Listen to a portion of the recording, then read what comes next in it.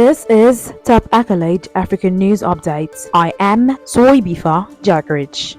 In the attacks of 25th February, the army killed 179 people in Soro village and 44 others in nearby Nondin village. An HRW investigation found HRW termed the mass killing among the worst army abuse incident in the country in nearly a decade. Burkinabè authorities have not commented on the reports. Last month, public prosecutors Aly Benjamin Coulibaly appealed for witnesses to identify the group behind the mass killing. They put the preliminary death toll at 170. Villagers who survived the attack told HRW that a military convoy with over 100 soldiers descended on Nondin village about 30 minutes after Islamist fighters passed nearby. The soldiers went door to door, ejecting residents from their homes. They arrived in Soro, about 5 kilometers, that is 3 miles away, an hour later, also gathering and shooting at villagers. The survivors added. In both villages, the soldiers also shot at those who attempted to hide or escape, witnesses said. The mass killings are believed to be retaliation by the military, which accused the villagers of aiding armed Islamist fighters. They followed an attack by Islamist fighters on a nearby military camp in the northern Yatenga province. A survivor was quoted as saying that before the shootings, the soldiers accused the residents of failing to cooperate with them by not informing them of the movement of the Islamist fighters. The Sahel country is ruled by a military junta which seized power in a coup in 2022, promising to end the insurgency. The violence has, however, continued to escalate, with more than a third of Burkina Faso controlled by jihadist groups. International and human rights groups, including the European Union and UN, have accused Burkina Faso of serious human rights violations in its fight against insurgency, including the indiscriminate killings and forced disappearances of dozens of civilians.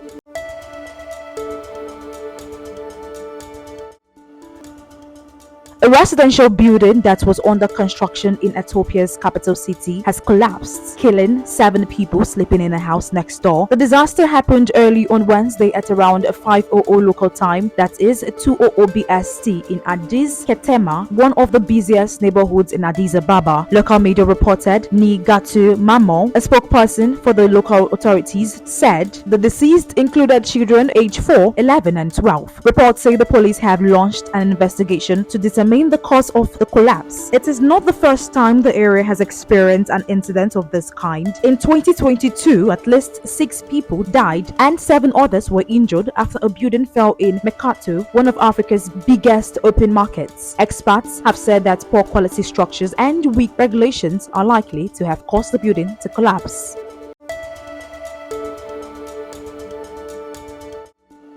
A lecturer at one of Nigeria's leading universities, the University of Nigeria, Nsukka, UNN, has been suspended following allegations that he sexually harassed a female student. A statement by the university has said. The move comes after a video went viral on social media, showing a man in only his shorts and trying to hide his face as he is confronted by people in what appears to be an office. In the video, a person says, "We have been following this case from day one. We have tracks, all the voice notes and everything." Another one says, "A married woman, for that matter, someone's wife." The university said the lecturer has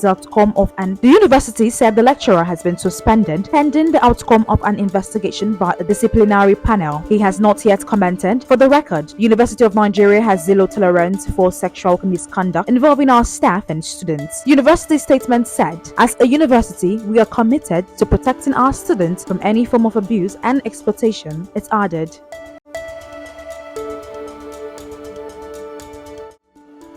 Authorities in Tanzania have shut down 5 hydroelectric stations in a bid to reduce excess electricity in the national grid. The country's prime minister has said. Kazim Majaliwa said the main plant's Mwalimu Nyerere hydroelectric station has alone generated enough electricity to power major cities, including Dar es Salaam, the country's commercial hub. "We have turned off all these stations because the demand is low and the electricity production is too much. We have no allocation now," an official from state-run power company Tanexco said. The 2,155 MW Julius Nyerere hydropower dam is said to be almost full with water following heavy rains that started earlier this year. A current spell of extreme weather has caused at least 58 deaths in Tanzania and devastated other East African nations like Kenya. It is the first time Tanzania, which suffers chronic power shortages, have closed hydroelectric stations due to excess production.